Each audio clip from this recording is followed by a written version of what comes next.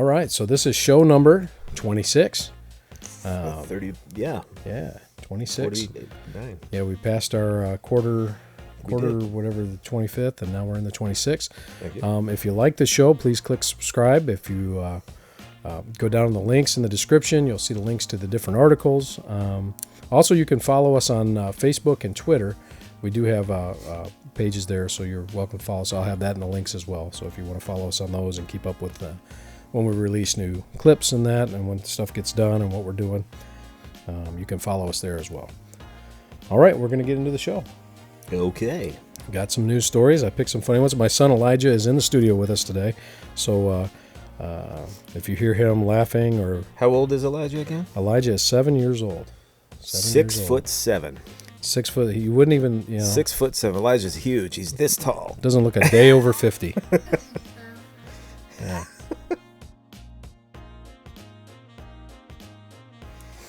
All right. So our first story comes to us from far away, Detroit.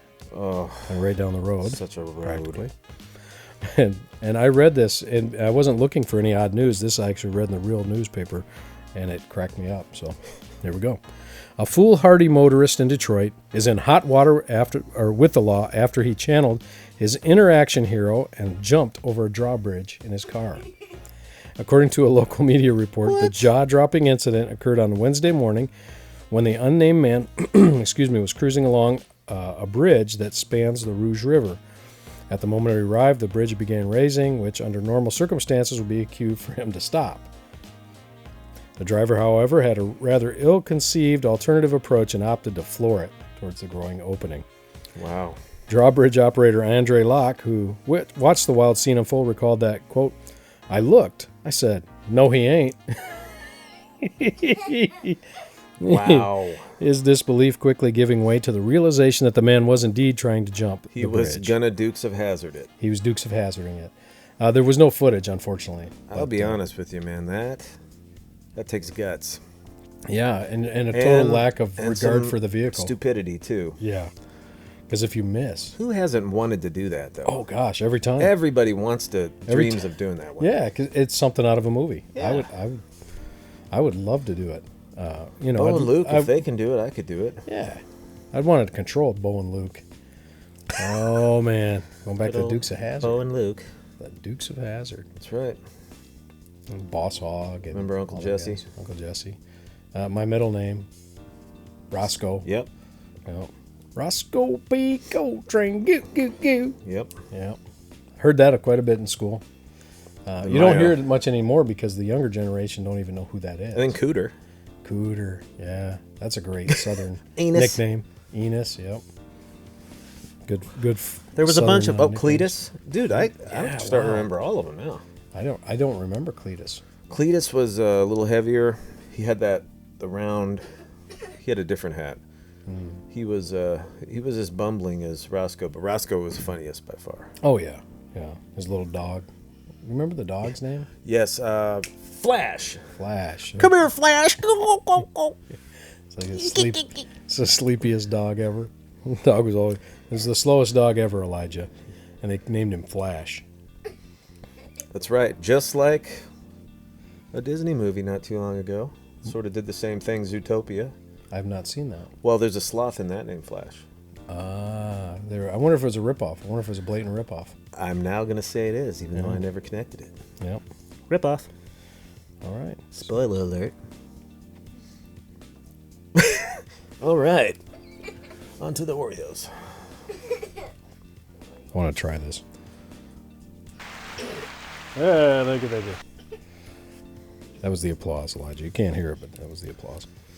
I should have brought you some headphones so you could listen in through the headphones. I'll do that next time. Firefighters in Britain said crews from 3 towns spent 3 hours extinguishing flames from a blaze that started with a 22-ton pile of chicken manure. Mm-hmm. That's a lot of poop. That's a lot of poop. 22 tons of poop. Just don't even know how they got it all together. I don't even want to guess. And who was the one that lit it? I wonder if they're trying to put it in a bag, like a flaming bag of That'd make for one big giant prank. They were going to try to leave it on North Korea's front step and then ring the doorbell. Oh, yeah! Oh! Sorry for my appropriating culture and racist accent that I just tried to do. Yeah, learn Korean, will you? Yeah, that's going to happen overnight. I think they have the little thing. Sorry. They have the little, like the cart or the tape you can listen to at night that you can learn Korean. That's true. While you're sleeping. Yep. You know? You wake up spouting phrases in Korean or something. I don't know. The bathroom's over there, man. I don't know if that's what that means, but I'm sure Probably it doesn't. Probably It's probably a curse. Very evil. Yes. We probably just cursed somebody in Korean. That's no good. It's a little good. Said it took 3 hours to extinguish the fire. No injuries were reported. Said it can cause spontaneous combustion. So chemicals in poultry manure can cause spontaneous combustion when a pile becomes too large to allow heat to escape. I've seen that. That's where Colonel Sanders was putting all of his extra chicken poop. Ah, yeah. I'm surprised South Park didn't get a hold of that. They've done things on each of those things. Why not do it together? That's a good point. I hadn't quite thought of that. That's right. Yeah. All right. Just like cheeseburgers and milkshakes. They're two things that are edible. Go together like a hand and... Like a wall and a piece of cornflakes. They're both things. A Utah couple said their son broke an unofficial world record by going water skiing at the age of 6 months and 4 days. Casey and Mindy Humphreys posted a video to Instagram showing their son Rich water skiing at Lake Powell. And they captioned it, "I went water skiing for my 6 months birthday. Apparently that's a big deal. #world record." The photo caption read. Previous unofficial record for the youngest water skier was set by Auburn Absher, who tackled the sport at the age of 6 months and 10 days. What? So apparently people are insanely stupid enough to put What in the world? baby that can't even walk onto water skis. You know, I got a life vest on. What could possibly go wrong? Fine. Yeah, and I don't know what speed they're towing him behind there, but I imagine it's not fast. I would hope. But when you see they actually have a picture of the kid strapped up onto this waterboard, and it's like, I don't think it counts. If you're being held up by a cage, you're not really skiing. You're kind of like skiing. Riding on a bike or riding on a boat. Yeah, you're just riding. You're not skiing. Yeah. I'm water skiing. Nah, not so much. You know what? When he can talk, then I'll listen. Yeah. 6 months he can't talk yet, right? I think that's correct, yes. There's some babies that I imagine probably like Stewie. Stewie is kind of one of the exceptions to it. Yeah. If you're going to have a football head, you better be really smart. You know what I mean? Yeah, I do. Thank you. I got it. A lifelong... Oh, this is a good one. This is well, I'll just read it. A lifelong Dungeons & Dragons fan in Canada is celebrating a big anniversary. 38 years of running the same ongoing game. Robert Wardow said he started running his campaign of the fantasy role-playing game, which relies on dice, characters created by players and a lot of imagination, in 1982, when only 4 players participated in the group. The players control their character, but that's all they control, Wardow told CNN. I control all the other aspects, whether it's the weather, whether it's the setting, anything they're facing. Said he now runs 2 to 4 sessions a week over Zoom for his nearly 60 active players. The Dungeon Master said the game started out by following the original 82 version of the Dungeons & Dragons rules, but has developed its own set of rules as the campaign has evolved. All this to say, this is a very, very single man. Yeah. Yeah. There's no woman in the world. There's no lake there. That land is dry. You do what for a living? I run a D&D campaign, baby. How many decades? Yeah. Wow. For 40 years, I've ran the most elite Dungeons & Dragons game Wow. ever. Yeah. Listen, I got friends that are into that. They actually have a. I enjoy it. They I have- played it before. Yeah, I they have enjoy a following and stuff, and they really enjoy it. it. Yeah, I don't know if I But would 40 do, years, I could see them doing that, but no, no. no. If that's your Elijah. hobby, I guess. Don't do it, man. You can't do it. No, I'm don't telling do you it, right man. now. It's not going to happen. It's not going to work. I'm not going to allow it. Ah! That was about the fakest laugh I've ever heard, kid. Thank you. Okay, no, that was the fakest. Yes. Yeah. How about this one? Hey. You know what I think of that one?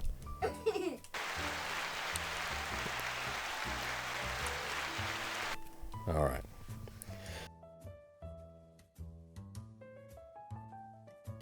Engineers are investigating why an entire Welsh village lost broadband signal at the same time every day for 18 months.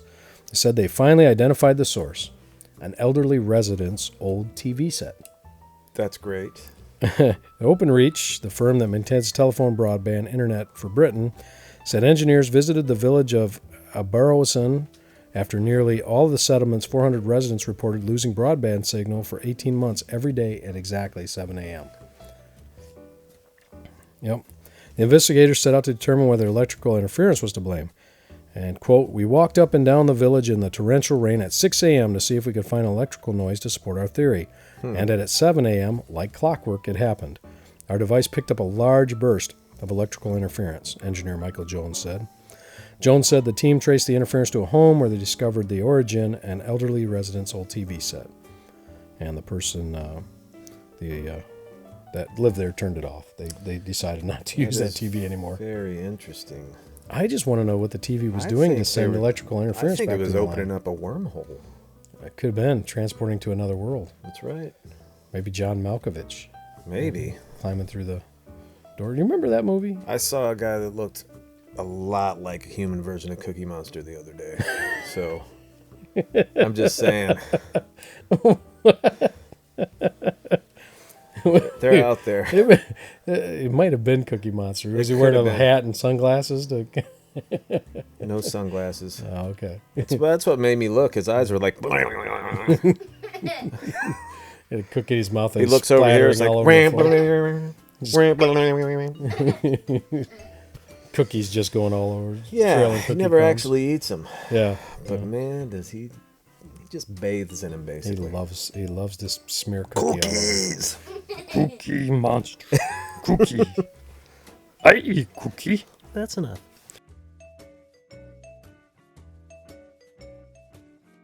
They say too much of a good thing can be harmful, as was the case for one Massachusetts man, Massachusetts man.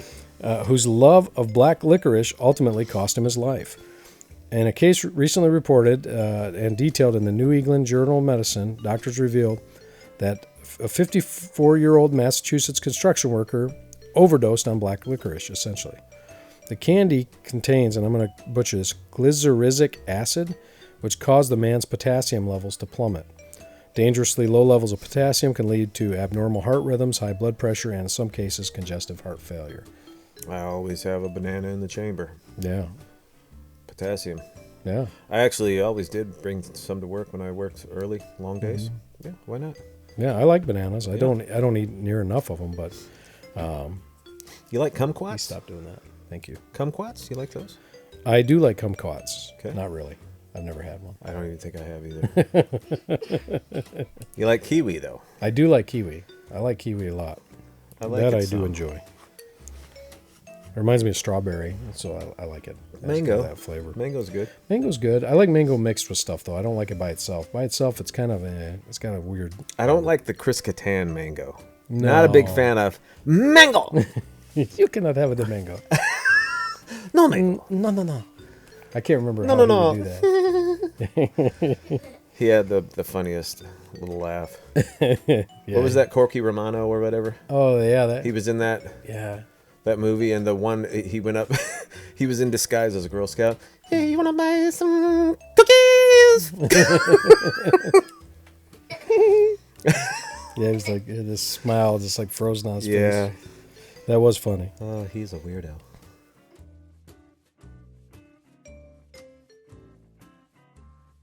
Luxury brand Gucci is turning heads online for an unusual piece of high fashion apparel. A pair of $1,400 denim overalls designed to look like they're already grass stained. The eco-washed organic denim overall, priced at $1,400 on Gucci's website, is part of the brand's grunge-inspired fall-winter men's collection. The overalls are specifically treated for a stain-like distressed effect. The effect makes it appear as though the denim is already stained with dirt and grass. Strong criticism online for obvious reasons, because the price tag really doesn't quite match the appearance of it. So you found those overalls left out in the yard, did you? Yeah. These are Gucci. They're Gucci. They're not dirty. $1,400 dirty overalls. They just look dirty. I paid for them to look like this. I pay to look like this. But this isn't the strangest thing from Gucci. I just found this. I saw it this morning, so I kind of hastily added it to this. But Gucci has also come out with a fantastic new addition to their lineup, a dress designed for men. Because what man hasn't got up in the morning and thought to himself, you know what I would look good in? A dress. I think I would look very nice in a dress. I agree. Yeah. A ball gown? Ball gown, dress, Like a ball gown dress or like a mini skirt? Well, I'm trying to pull a picture up here, and I will show you real quick. Yeah, so look at this guy. Oh, yeah, the 1968 sundress. Yeah, because why wouldn't you? Why wouldn't you want to do that? Who doesn't want to look like Jan Brady? Yeah, exactly. Exactly. It's a dream of mine, and it's only $2,600. So that's not bad at all. You can pay $2,600 to look like Jan Brady, and, Is the inside coated in gold? I would hope so. I think my favorite part of this, and we'll have the picture, of course, in the background here. I think my favorite part of this is the hat. I mean, the matching beanie hat there that doesn't seem to match any of the color schemes of the dress. No, you're right. Well, yeah, because it's blue and orange, but that blue is just too light. Yeah, it doesn't quite work for me. Because I'm totally like a fashion nerd. It's big on fashion, you can tell. I think what happened is Gucci, all the stuff that I wear. I think the Gucci designer just was looking through their old closet and was like, "Hey, I got this." And I will say this: Yeah. that's a weak excuse for an Adam's apple. I'm just saying. It looks like a Adam's walnut. Yeah, that's true. That's true. Just saying. Thanks. Just keep it to yourself, sir. I'm gonna wear this at home. For years, it was just an urban myth. Then the diggers moved in and found it was true, that the heart of the former mayor of the eastern Belgian city of Verviers was really was buried under the fountain. A small metal box containing Pierre David's heart in an ethanol-filled jar was uncovered during renovation work on the city's ornate stone fountain last month. Really? So he literally left his heart in San Francisco. Well, Verviers. That is just poetic. Yeah, apparently he had died. So apparently he did die when they took out his heart. Yeah, I know it's hard to believe. You can live without a heart. But David, the city's first mayor after Belgium became an independent country, was still in office when he died in 1839 after falling from a building. Yes. Falling from a building. I don't get that. Yeah. Oh, he just fell from a building. That he climbed up all the way up to the top and got out on the edge. I looked know. down It and then doesn't fell. just happen. Yeah. Man. Wasn't pushed. I didn't know the window was open. I was just going to lean. Oh, that's terrifying. Is what he would have said if he That's didn't why die. I don't have windows in my home That's right. No windows. anywhere. Second No story, windows. No 97. No 98. I don't do any windows. Nope. You do Mac? I do Mac? I don't know. I misunderstood what you were saying there Yeah, for a that's minute. why I went. That's why I dug a little deeper. You got me. Yeah, gotta go deep to get the truffle. Gotta go deep to get the truffle. Gotta go. Get in that mud. Get your snout in there. You gotta dig. Get that truffle. That is ridiculous. I love it. You gotta dig for the truffle, Carl. That's gonna be That's got to be a shirt. It's gonna be our motto from now on. You gotta dig for You the gotta truffle, go dig. Carl. You gotta dig for the truffle, man. Was that a funny show? not No, like it's gonna why? jump Because you out of- didn't dig for the truffle. It's not like it's gonna jump out of the earth and land in your lap, pal. That's right. You gotta put your snout in the mud, bud. Whoa, that rhymed. It does. Snout in the mud, bud. All That'll right. be we're gonna have a lot of catchphrases from this. That's a good one, though. You gotta dig deep to get the truffle. Yep, that's All right, that's it. got to be a shirt. That's all we got. All right. That's the end, folks.